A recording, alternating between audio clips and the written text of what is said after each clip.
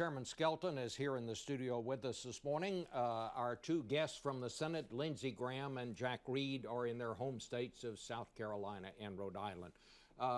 Let me start with these senators first because I want to get your take, Senator Reed and Senator Graham, on the health care bill that the House passed last night.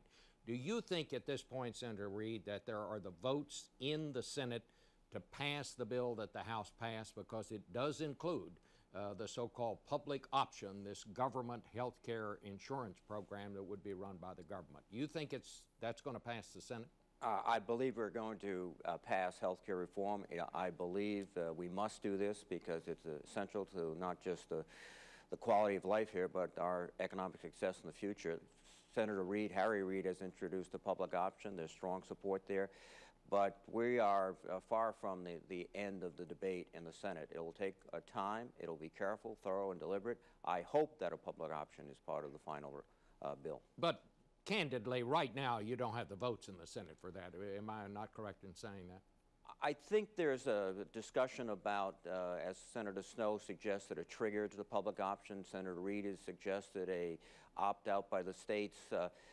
There is a debate, or an active debate, about how the public option might come about. But overwhelmingly, 60% of the American public want a public option, and I think we should be listening to them as much as listening to ourselves. Well, let's get the take from Senator Graham. Senator Graham, your friend, the independent Democrat Joe Lieberman, on this broadcast last Sunday said no health care reform legislation is better than health care reform with the public option.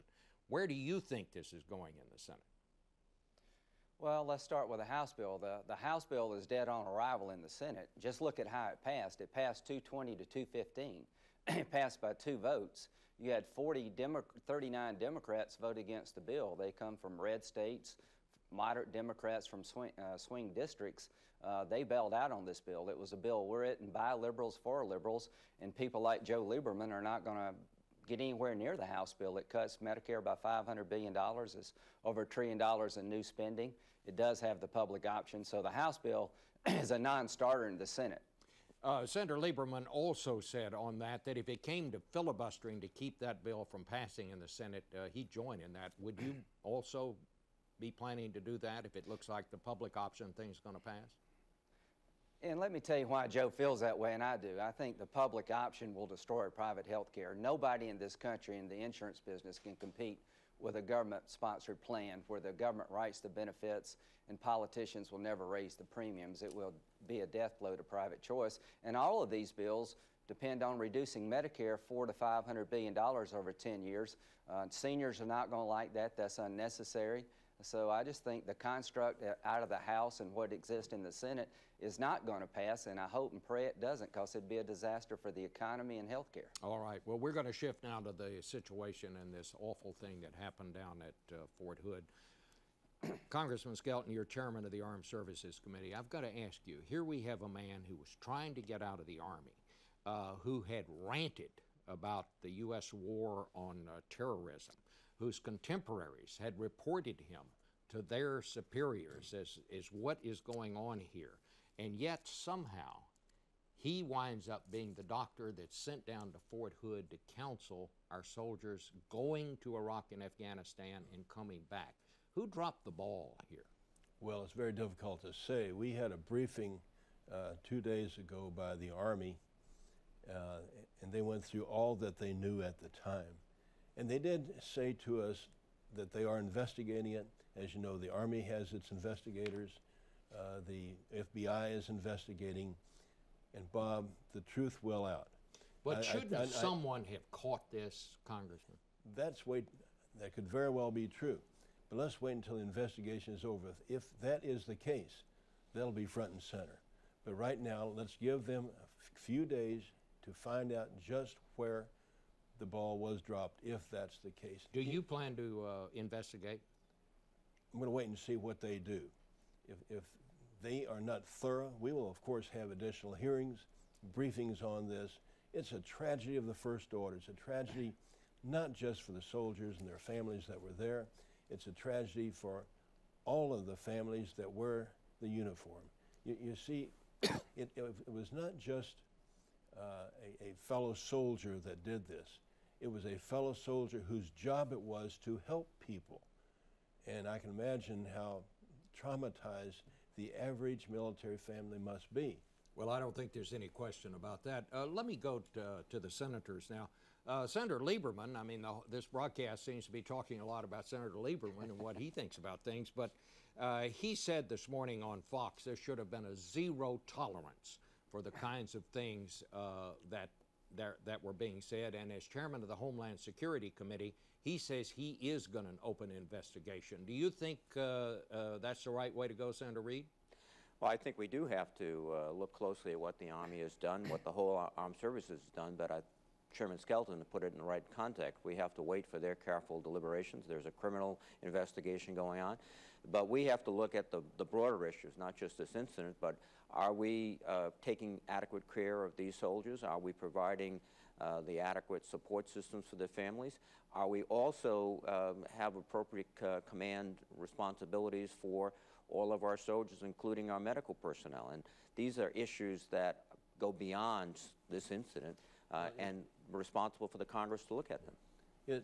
It brings to the top of the table the issue of the post-traumatic system disorder. And we in our committee, we in Congress, have addressed this now for 3 years. In the bill we just passed, it increases the mental health providers. It also requires additional research into this. But that is being dragged to the front and center because of this incident. Well, let me go now to Senator Graham. Senator Graham, I think all of that is true, but after all, this doctor had not gone to Afghanistan. I mean, he hadn't gone to Iraq. He was fighting to not go there. The question I have is, what happened here that this man, who had a very poor performance record at Walter Reed, was somehow shuttled off down to Fort Hood, and he winds up being the one talking to these soldiers? It's not clear to me how this could have happened, and clearly it should not have happened. Senator. Well, Bob, yes, sir. I'll be honest with you. I think, as Ike said, we're doing a lot. I'm on the personnel subcommittee to address post-traumatic syndrome, the Wounded Warrior program. We've thrown a lot of money. We've put more medical personnel on the front lines of evaluating people. But about this case, you know, it's easy to second guess, and I want to, you know, I'm not going to go down that road yet. I mean, does every soldier who shows discontent with the war and every soldier that has a bad performance report, what are we going to do with those folks? So at the end of the day, let's see what the evidence trail suggests here and not overreact, because we live in a free and open society. You can be in the military and disagree with policy. What did his coworkers say about his behavior? How strong were the warning signals? At the end of the day, maybe this is just about him. It's certainly not about his religion, Islam. It's not about the Army. It's not about the war. At the end of the day, I think it's going to be about him. And if we miss some signals, some clear signals, we got to fix that. And I trust the Army to want to fix it, because it means more to them than any politician, because it happened within their ranks. Senator Graham, let me just kind of cut to the chase here. Do you think that the fact that this man was a Muslim, obviously he was either part of some terrorist plot, and I think most suggestions are that he wasn't. It's looking more and more like he was just sort of a religious nut. And you know, Islam doesn't have a majority, or the Christian religion has its full, you know, helping of nuts too. But do you think the fact that he was a Muslim may have caused the military to kind of step back and be reluctant to challenge him on some of this stuff for fear that they'd be accused of discrimination or something like that? I hope not. I hope that's not the case. But to those members of the United States military who are Muslims, thank you for protecting our nation. Thank you for standing up against people who are trying to hijack your religion. I hope that's not the case, Bob, but we need, his actions do not reflect on the Islamic Muslim faith any more than a burning cross by the Ku. I'm just suggesting that. But some people are. Some people are, and I want to say as a United States Senator that I reject that. This man's actions reflect on him. And if we miss some signals about him that we should have known, great. But let's don't take this to a level that we should not. Let's don't accuse people of basically giving him a pass because he's a Muslim, because I don't think there's any evidence of that. All right. Senator Reid, what's your thought on that? Well, there are approximately 3,000 Americans, men and women of the Muslim faith, who are serving in the Army. They've been wounded. Some, I've been told, have been killed in action. Their record is one of service and dedication to the nation and selfless service. So I agree entirely with Senator Graham. This is not about theology. This is about doing your duty as a soldier. And also, I think we have to be careful not to leap beyond the current investigation. And I think, again, what we will find is that someone who has deep psychiatric problems, they're not unique to the Army. We've had terrible shootings in college campuses and office buildings, and those things are the result of, ultimately, of one person's psychological, psychiatric difficulty. The irony here is he was a psychiatrist. The irony here, he joined the Army as ROTC at Virginia Tech, came through the Army. He was not sort of just here as a transient. Well, let me just interrupt you because I only get one final comment. The irony also is that why did he wind up there in that particular job? Do you think this is a sign that the military is simply overextended, Congressman Skelton? The Army is strained. I've been saying that for some time. That's why we increased the size of the Army this year. But let me say this, Bob. We should not rush to judgment. I'm an old prosecuting attorney, and I know that it takes time to investigate. We have excellent Army investigators. We have the FBI, and they're as good as they come in investigating this whole issue. The truth will out. We will soon find out answers to the very questions that you're asking, and the chips will fall where they may. Right now, I think our sole concern should be those families, the military families, the Army families, and those that suffered injuries and death.